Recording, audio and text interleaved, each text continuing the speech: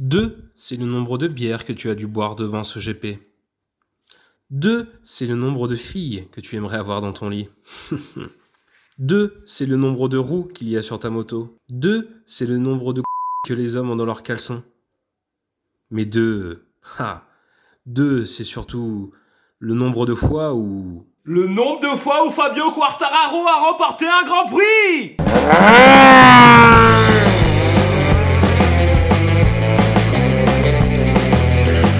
Quartararo, Quartararo, Quartararo, Quartararo, Quartararo, Quartararo, Quartararo, Quartararo.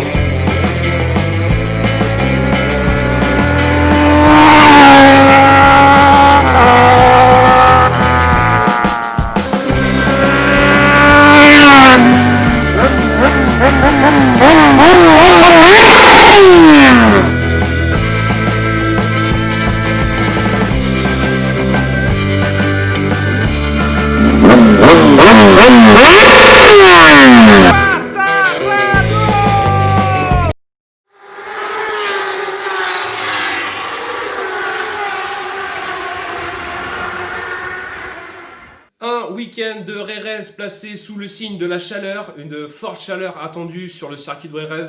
C'est monté à plus de 60 degrés sur le circuit. On savait très bien que tout le monde allait souffrir, donc c'était des conditions extrêmes. Aussi, événement marquant de ce Grand Prix, le retour de Marc Marquez suite à son opération de la fracture de l'humérus. Marc Marquez déclaré apte à pouvoir courir le samedi. Malheureusement, il va tester lors de ses FP3, FP4. Il va pousser, il va essayer, il va faire des runs de 2-3 tours, il va rentrer. Ça aura été trop dur pour Marc Marquez qui abandonnera par la suite en Q1. Trop d'efforts possibles pour son bras, il n'aurait pas pu tenir la course. Malheureusement pour lui, mais bravo d'avoir essayé.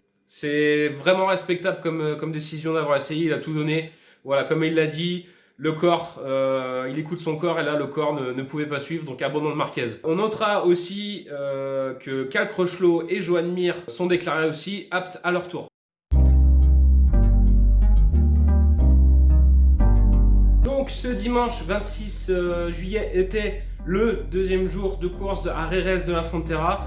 Une course qui s'annonçait très dure car une température dans l'air qui était à plus de 40 degrés. Des endroits sur piste qui étaient à plus de 60 degrés, donc on savait que ça allait être très dur pour les pilotes. On a vu déjà sur la grille des pilotes qui souffraient de la chaleur, donc on savait que ça allait être extrême comme condition de course. Les pneumatiques, on sait très bien qu'ils allaient souffrir. Tout le monde était en hard à l'avant, soft à l'arrière, mis à part Alex Rins qui partira lui en soft. Donc le départ est lancé et là un super départ de Fabio Quartararo qui est parti de la pole position avec Maverick Viñales en deuxième et Francesco Bagnaia. Très bon départ aussi de Valentino Rossi qui se hisse à la troisième place dès le premier virage. Voilà, on sent que Fabio il est dedans direct, il va imposer ce rythme de course. Le premier virage qui sera le théâtre d'une chute de Brad Binder et Miguel Oliveira. Binder va emporter Miguel Oliveira. Celui-ci ne pourra pas repartir. À la fin de ce premier tour, on voit un Viñales un tout petit peu trop optimiste qui tente de doubler Fabio dans le dernier virage. Fabio, comme il dira dans son interview de fin de course, j'ai entendu arriver Maverick à fond derrière, je savais très bien qu'il allait trop vite. En fait, il l'a laissé passer, il l'a recroisé direct après. Donc voilà. Suite à cette erreur, Valentino Rossi en profite pour doubler Maverick Viñales. Et là, Viñales, on a senti qu'impossible pour lui de redoubler Rossi. Il s'est calé derrière et Rossi, on sait très bien que sur les phases de freinage, il est très tardif, c'est-à-dire qu'il est très dur à prendre au freinage. Il freine très tard, très fort. Donc pour doubler, c'est un vrai calvaire. Donc Maverick Viñales qui s'enterre derrière Valentino Rossi et qui n'arrive pas à le redoubler. Ce qui fait les affaires de notre Fabio National, qui lui s'échappe, on le voit déjà en bout de 2 tours, qui est en train de s'échapper. Donc voilà, ça profite à Fabio. Et juste derrière Maverick Viñales, il y a les deux Ducati de Francesco Bagnaia et Jack Miller qui sont en embuscade juste derrière. On sent qu'elles ont la rage, que ça va pas tarder à doubler. Ce qui arrive même car Bagnaia va doubler Maverick Viñales et malheureusement Miller va chuter. Voilà, ça fait toujours chier pour Jack Miller. Donc Miller qui part à la chute. Bagnaia qui continue sur sa lancée, on sent qu'il a un très gros rythme, il est dans le même rythme même que Fabio Quartararo, mais Fabio lui il s'est déjà échappé, il a déjà 4 secondes d'avance, on voit le truc arriver gros comme une maison, voilà c'est Fabio qui s'est échappé, ça pouvait pas tomber mieux pour lui en fait qu'il y ait Valentino Rossi derrière. Il a fait un peu bouchon avec les autres du fait qu'il soit très dur à doubler, donc c'est vraiment un bon point pour Fabio. Binder qui a réussi à repartir, malheureusement après sa chute au premier virage, malheureusement va rechuter là ce coup-ci assez lourdement dans le dernier virage. On pense qu'il a un peu trop forcé sur l'arrière et on voit l'arrière qui part en glisse et il se fait catapulter de la moto. Et là, on sent que les moteurs ils ont beaucoup souffert. On a déjà la panne de Morbidelli qui à la suite de la ligne droite en fait son moteur coupe tout bonnement, donc il s'arrête sur le côté, c'est terminé pour lui. Et à la suite de ça, les Ducati vont souffrir aussi avec la moto de Bagnaia qui faisait un super Grand Prix. Il était deuxième devant aussi. On sait très bien qu'il n'aurait pas pu rattraper Fabio, mais c'était super pour lui de cette deuxième place, sauf que malheureusement pour lui, pareil, casse moteur. On a eu une belle frayeur qui arrive à mettre un bon moment à s'en rendre compte. Et en fait, on voit la fumée qui s'échappe de la moto de Bagnaia. Et il va mettre un moment à s'en rendre compte. Donc, ce qu'on avait peur, c'est qu'il répande de l'huile sur la piste. Heureusement, ce n'a pas été le cas. Il s'en est rendu compte, il s'est arrêté. Donc, Bagnaia out aussi sur ce Grand Prix suite à casse moteur. Heureusement, c'est pas arrivé à Fabio qui était en tête. À la fin de cette course, Vignales avec les pannes de moteur, les chutes et juste derrière aussi, et il arrive à doubler aussi. Sur les derniers tours, Fabio Quartararo impérial, quasiment 8 secondes d'avance. Enfin voilà, j'impose mon rythme, les autres derrière. Y'a qui? Y'a quoi? Qu'est-ce qui se passe? Où sont-ils? Enfin, c'est bon, c'était plié 8 secondes d'avance. Il n'y avait pas Marquez, certes, mais je pense que ça aurait été très intéressant de voir Marquez sur cette course. Je pense que ça aurait fait un très beau duel. Donc, grande victoire de Fabio Quartararo.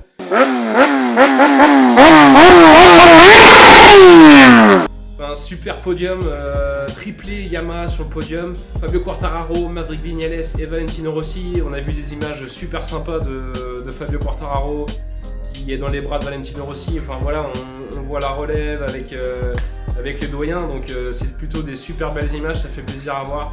Encore une victoire pour Fabio. Voilà, je vous l'avais dit dans la dernière vidéo, ce sera pas la dernière. Même cette deuxième victoire, ce sera pas la dernière. Je pense que c'est le début d'une très belle aventure pour Fabio Quartararo qui s'est libéré totalement de cette pression de la première course, de la première victoire, pardon. Donc là il est libéré, il a qu'une chose en tête maintenant, ça va être de gagner et le championnat à la clé. Il l'a dit, maintenant l'objectif c'est le championnat. Ce qui a joué en sa faveur, c'est bien sûr l'abandon de Marquez sur ce Grand Prix. Marquez qui était absent, il n'a pas marqué de points le GP précédent car il a chuté, il ne marque pas de points sur ce GP parce qu'il a abandonné. Donc voilà, Fabio Quartararo qui a 50 points, Marquez 0, 50 points d'avance pour Fabio. Donc voilà, c'est de bonne augure pour Fabio pour le championnat. On est pressé de voir la suite le 9 août à Brno. Donc en bilan de ce Grand Prix, sur un super Grand Prix. On a vu les KTM arriver, monter en puissance en début de ce Grand Prix lors des qualifs et des séances d'essai. De bonne augure pour les KTM, même s'ils n'ont pas réussi à concrétiser lors de la course. On a vu les rookies qui se sont montrés comme Joan Mir et Francesco Bagnaia, ça fait plaisir à voir, malgré la casse moteur de Francesco Bagnaia. Un Johan Zarco qui monte aussi lui en puissance, qui termine 9ème, donc c'est un super résultat pour Johan, pareil ça monte en puissance. Rossi sur le podium, ça fait toujours plaisir, c'est toujours des belles images avec Fabio Quartararo, un triplé Yamaha, un super Grand Prix malgré l'absence de Marc Marquez qu'on espère revoir en pleine forme sur le circuit de Brno. A noter aussi la très bonne performance des deux blessés, Cal Crutchlow et Alex Rins. Cal Crutchlow lui qui finira 13ème, donc très bon résultat, et Alex Rins qui finira 10ème, donc super résultat, on s'attendait pas à ça quand on l'a vu partir en 20ème position. Donc super résultat pour ces deux blessés.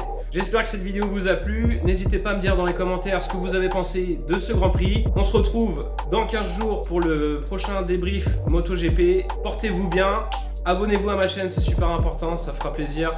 Donc voilà, j'ai aussi ma page Facebook maintenant, Slider, que vous pouvez suivre. Donc n'hésitez pas à vous abonner à tous ces réseaux sociaux pour suivre les actualités. Je vous embrasse, passez de bonnes vacances. On se revoit très vite. À bientôt.